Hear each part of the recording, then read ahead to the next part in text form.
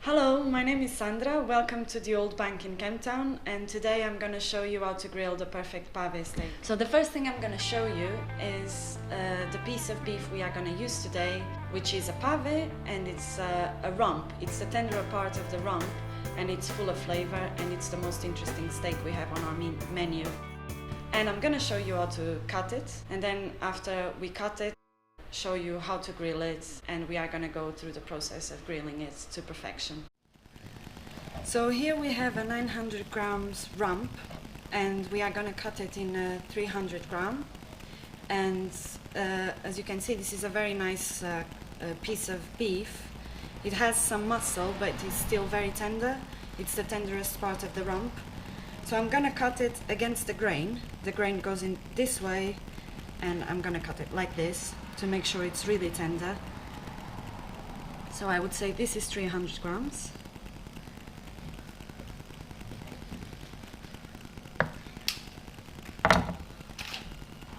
So ideally you should take it out of the fridge at least 20 minutes before grilling. I'm gonna season it quite generously because it's thick, so it needs a lot of salt and pepper, sea salt and ground pepper.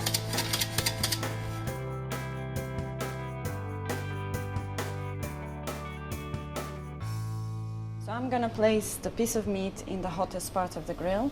The advantage of grilling in a grill like this, that is very powerful and very hot, is that it's gonna cook really quickly and evenly, so the meat is gonna be full of flavor and really tender. So if you want to cook a pave at home, it won't be the same, but obviously there are some tips and some ways you can try to achieve the same effect. The best way to do it is to turn it frequently, I would say every 30 seconds.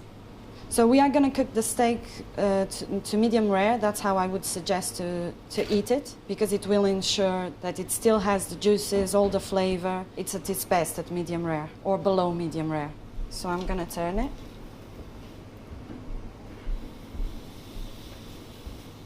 And we need to keep on flipping it frequently to make sure that it's really crispy on the outside and it has nice lines and very juicy on the inside. So now I'm probing the meat to take the temperature. It should be between 50 and 52 degrees. That's the perfect temperature for medium rare.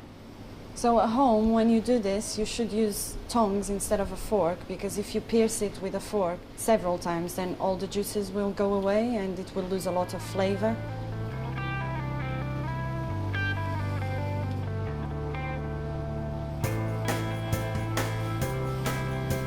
We're nearly there, another 2 minutes and it will be ready to try. If you want to have your steak rare, you should have a temperature of above 45 degrees and below 48. And if you want it medium rare, it should be between 50 and 52. And then medium, it's above 55. So the steak is now ready, so I'm gonna remove it and we are gonna rest it. And this is as important as cooking. It should rest for almost as long as it cooks to make sure that the flavor is all inside.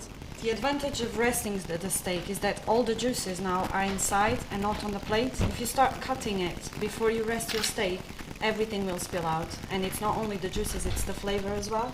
Okay, now let's try it and see if it's cooked to perfection. So the advantage to cook it without oil and in such a powerful grill is that it should be at least, really crusty on the outside and nice and soft and red on the inside.